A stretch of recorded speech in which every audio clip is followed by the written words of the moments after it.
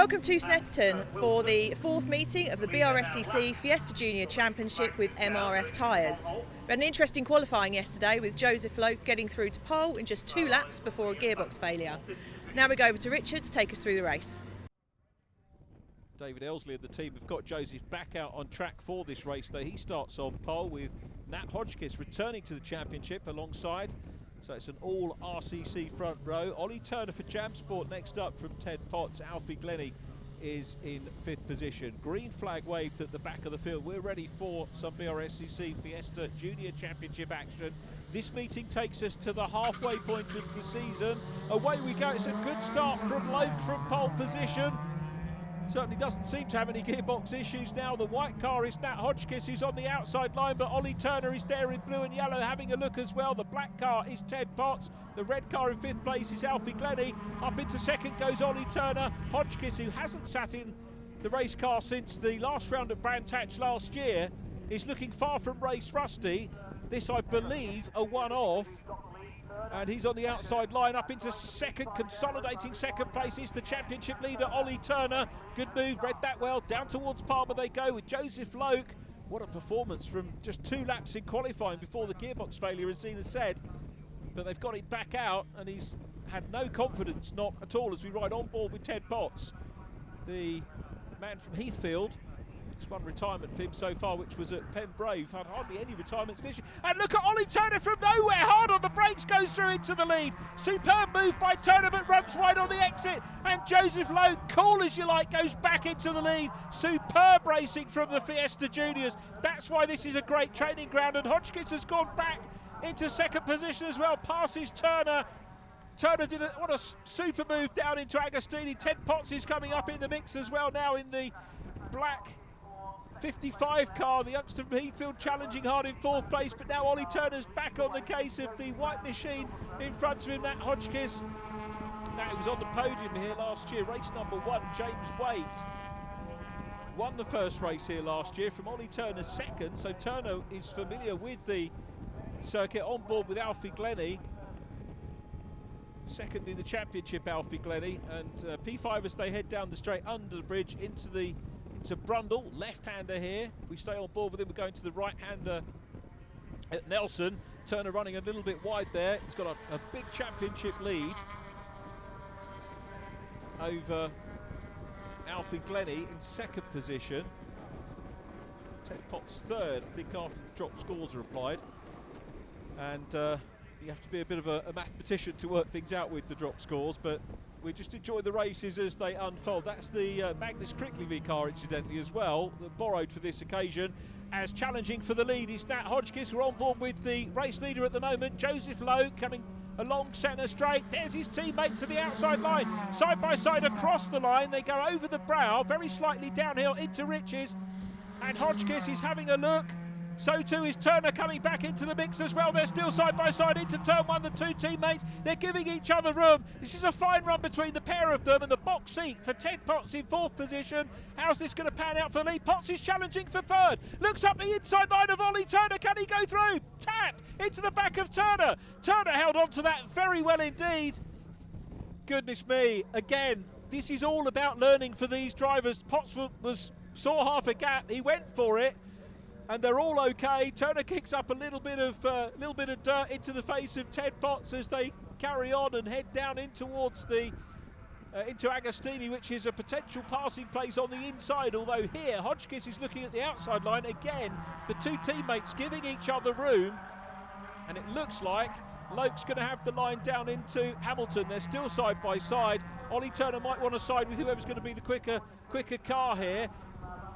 Look at that, Hodgkiss has held on to this, and Hodgkiss has now got the inside line coming up into Oggy's the next corner, and will grab the lead, and Turner does exactly what I thought he might, goes to the inside line, challenges Joseph Loke on the inside, can't quite go through, and Loke has been very cool in this race, from the way he dealt with that initial challenge, or the pass for the lead, we should say, by Ollie Turner, Agostini on lap number 1, and there, soaking up the pressure, Ted Potts is in the mix as well.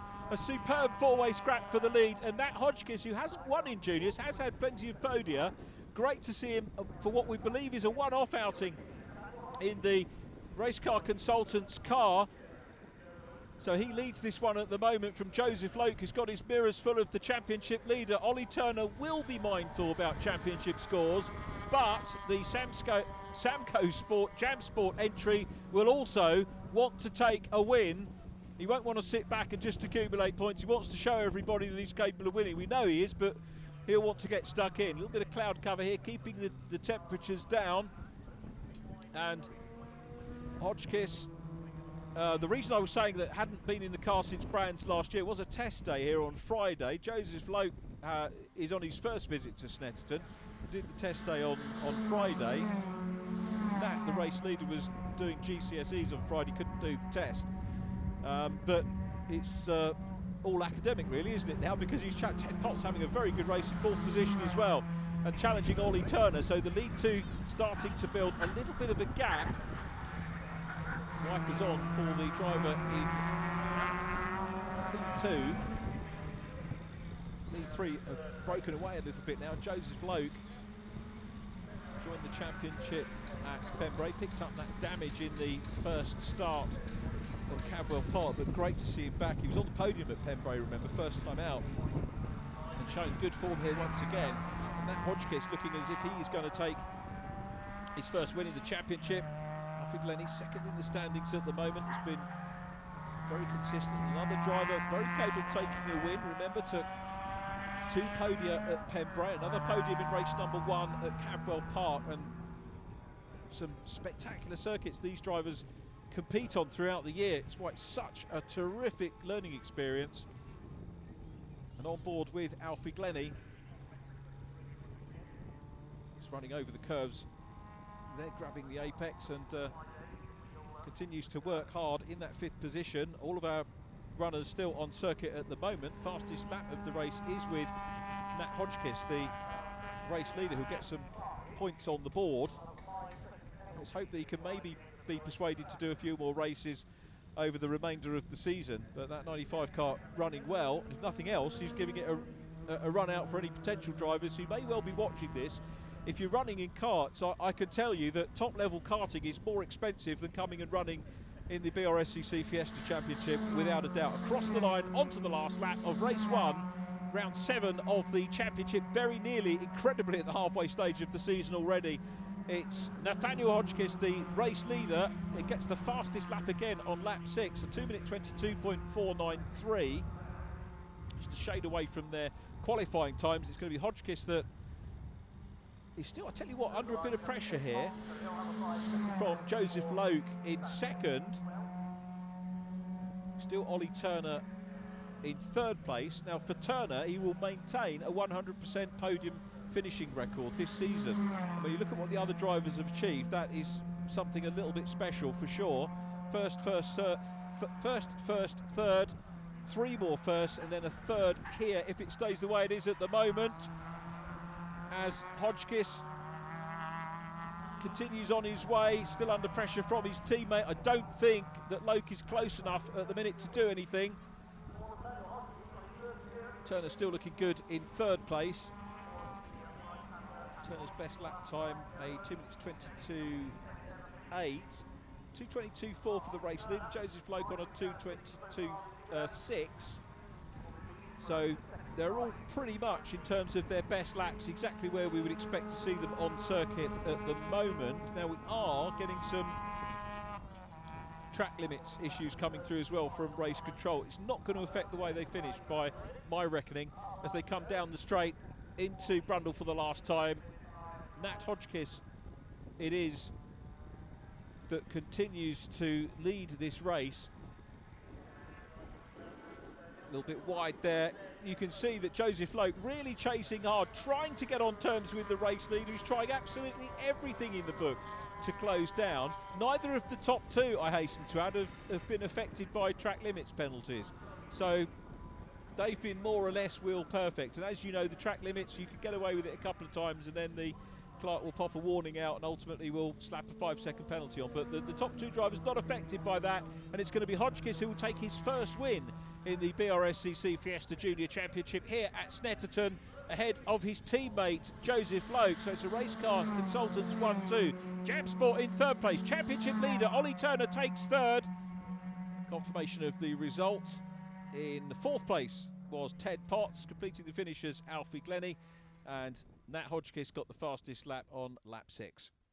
Nathaniel, great result for you in race 1, your first ever win. How was it for you? It was great fun. It was first couple of laps, brilliant fighting with people, 3-1 to 1. Great fun to come back, and then kept honest. We were all together until the end. So yeah, it's just a great fun race. Joseph, great race for you, but it looked like you might not have made it from qualifying. How was it? Yeah, difficult race. Started well. They went 3 wide behind me, so I was quite confident with that. Thought that I'd be able to pull away, but the gap just never appeared. So then after that, I think Nat got past me, Nathaniel, my teammate, and then just tried to pull away, and then he brought a gap up, and then when the rain started, I started to catch up again. But I got close to him by the last lap, but it just wasn't enough to make the move. Okay, Ollie, 3rd place for you. There was a 3 going through the corner at one point. How was the race for you? The start was really good. I managed to get up to 2nd off the line. It was good, and well, I didn't realise it was 3 wide till I got out the first corner, and then I was like, oh, fair enough, just carry on. Through the 2nd corner, we were right onto Joseph's tail, and then out of there, just following him around. And then we got to Agostini, and it completely changed. I think Joseph must have broke quite a lot earlier than I anticipated, so I had to go down the inside, which meant I lost the place and got that back down to 3rd. And from there, I was just trying to chase them back, really. But apart from that, it was a good race.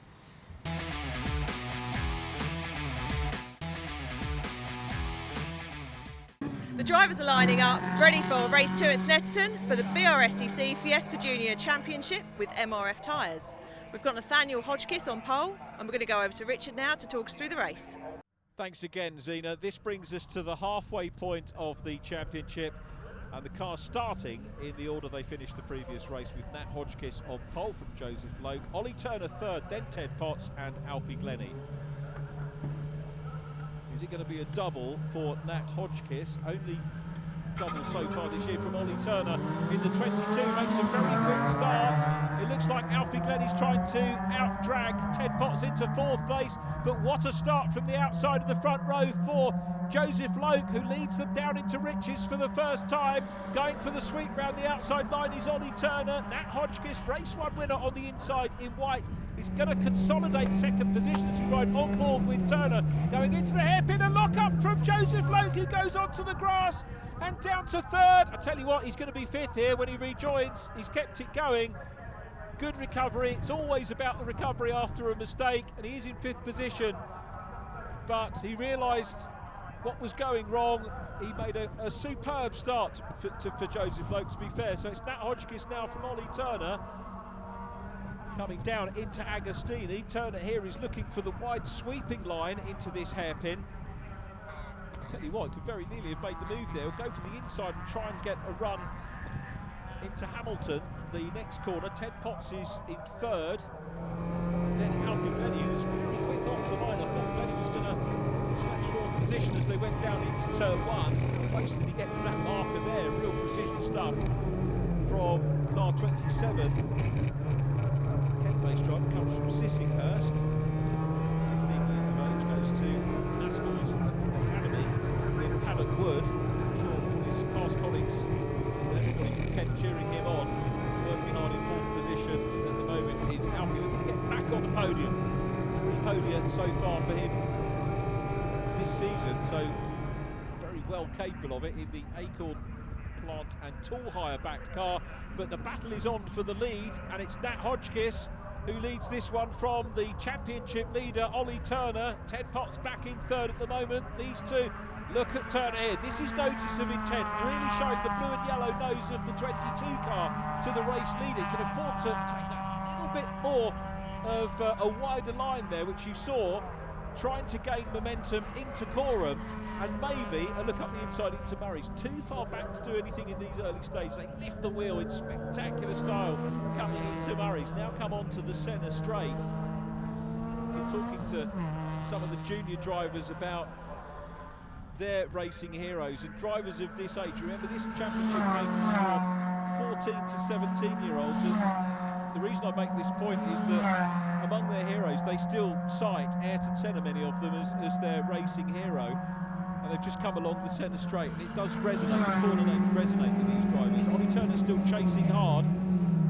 Hotchkiss looked defensive on that inside line. He knows he's under pressure from the championship leader here. Hotchkiss, if this is a one-off, this is going to be all about him getting back into car racing. First event of the year for him. This is event 4 for our championship, but he's first going car competition so far this year. And this is about setting out his stall as a driver that people will want to market with. Same too for all the other drivers as well, but that's why, if you do a one-off, that's why you do it, to come out and try and win. He's got the multi-winner and a driver, again, I'll repeat this statistic, the Evesham youngster in second position, the blue and yellow car, Ollie Turner, has been 100% finisher this year. That in itself is a great stat, but also 100% on the podium. Every single race finish has been on the podium, and he's taken 5 race wins out of the first 7 so far this year, which is why he has a good championship lead. And I know he welcomes Nat Hotchkiss to the championship to see how he can get on against this driver. Last year it was a double for James Waite. Are we going to see a double this year? Waite, remember, leading the senior championship now in the Fiesta, so there is a pathway from juniors. You can stick with the same piece of kit effectively and move up from Fiesta Juniors into Fiesta Seniors. Many other drivers over the years, and I make no apology for repeating this, have moved up further in the ladder, be it into British GT racing, onto the British Touring Car package as well. Clio Cup, which is now in its final year, of course, sadly, but that has had some super drivers moving up from Fiesta Juniors over the years, which has been wonderful to see. And talking about being good to see people, it's been good to see Abby Locke here in the paddock this weekend, the 15-year-old who had some damage at Cadwell Park, and Abby's here, part of the Fiesta Junior family, because it is very much that, and she's here to cheer on the other drivers, and looking forward to coming back in the Scholar Engines machine later on in the year, and next round at the end of July at Brands Hatch. So please join us for that, first of 2 outings at Brands Hatch in the run into the season end. We're back at the Formula Ford Festival on the 27th of October, which is appropriate, these big Ford cars of course. So we've got Brands, Anglesey, Silverstone again in October, and so Brands Hatch. Joseph Loke recovering from that moment, outbraking himself earlier on. He's challenging Alfie Glennie for 4th place here. He's got momentum, and he comes out, looks to the outside line, got a good exit out of Murray's corner across the grid lines. This may be a change for 4th position. It looks like Loke has got the job done. He does, gets his nose in front, Glennie down to 5th, and Joseph Loke recovering well here in the 84 car. Makes it up 1 position, the 14-year-old from Macclesfield, sponsored by Direct Food Ingredients, but again has a problem and runs wide out, breaks himself, and not needing a second opportunity to go back through is Alfie Glennie. Same corner and a change for 4th position coming down into Palmer. It was at the Wilson hairpin, used to be known as Montreal, but named in memory of Justin Wilson, late great Justin Wilson, who saw win in many things, including Formula Palmer Audi. As again, look at Loke not giving up. What a fighting spirit from Loke. Grabs the inside line down into Agostini. That's the classic pass here at Snetterton, through on the inside line, back into 4th place. You can see Ted Potts in 3rd, immediately ahead. Here's the battle for the lead. There's Ted Potts at the back end of the Bentley Straight, but the battle for the lead has been hammer and tongs all the way through. What a race we've had between Hotchkiss, Ollie Turner, the championship leader, right with him, and not giving him 1 second's peace in this race. This is what racing's all about. We might not have seen a pass for the lead, but it's about harrying. For the 2nd place car, the Chaser, it's all about harrying. For the lead car, it's about soaking up the pressure. And some people might say, you know what, they never pass, they don't need to have a great race. This is absolutely superb from these 2 drivers, and Nat Hotchkiss back in situ, back in car racing, looking very good here for a double win. He's only got 3 miles to go, takes the last lap for Hotchkiss, Turner. 3rd place is Ted Potts, who could be on for a return to the podium. was on the podium at Cadwell Park, he was on the podium at Silverstone. The only place we haven't seen him on the podium was Wales at Pembrey. He had a retirement in one of those races, so who knows whether he could have been finished had it. But now look, Turner goes to the outside line as they come through. The hairpin gets close, little tap on the back end. Is that going to dislodge the car? That Hodgkins is wise to that. Turner having a very good go.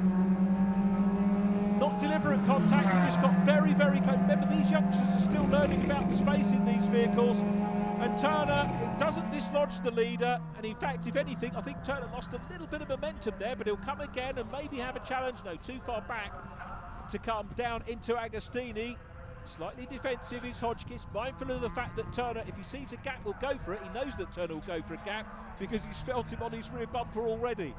Up towards Hamilton they go again, and it's still Hodgkins who is soaking up the pressure continually, literal pressure as well at times, as we've seen, and he's still there, won't leave. He refuses to leave a gap on the way into Oggie's corner, as again getting close is Ollie Turner putting the big challenge in. Now they come through Williams corner and onto the back straight here for the last time, and still out front it's Nat Hodgkins who wants to get a double. Haven't even looked at lap times in this one. Ollie Turner set the fastest lap of the race, that was back on lap 3. The championship leader is the fastest man on circuit in this one, a 2:21, so he's bettered the fastest lap from race 1. He's officially the fastest racing driver so far of this race, and closes in again into Brundle, into Nelson, the 95 car defending again. What can Turner do? Can he get a run down now as they come through? No, he can't. Heading down in towards Bombhole, wide line here from Turner, flicks back, goes for the cutback, but the 95 car is exactly where the 22 machine wants to be. Through into Coram they come for the last time, and again Turner putting the pressure on, relentless pressure, and Hodgkins defending superbly as he's done all race long. Now coming down into Murray's corner, turns in, oh, the leader gets it all sideways but collects it up. Turner loses a bit of momentum as a result. How on earth they both kept their cars pointing in the right line, I do not know. But here they come down towards the checker. Nat Hodgkins makes it a double. Ollie Turner will go away with a championship lead that is firmly intact. Here's the result, Nat Hodgkins from Ollie Turner. Ted Potts back on the podium in 3rd. Joseph Loke got back through into 4th ahead of Alfie Glennie. Fastest lap, championship leader, Ollie Turner.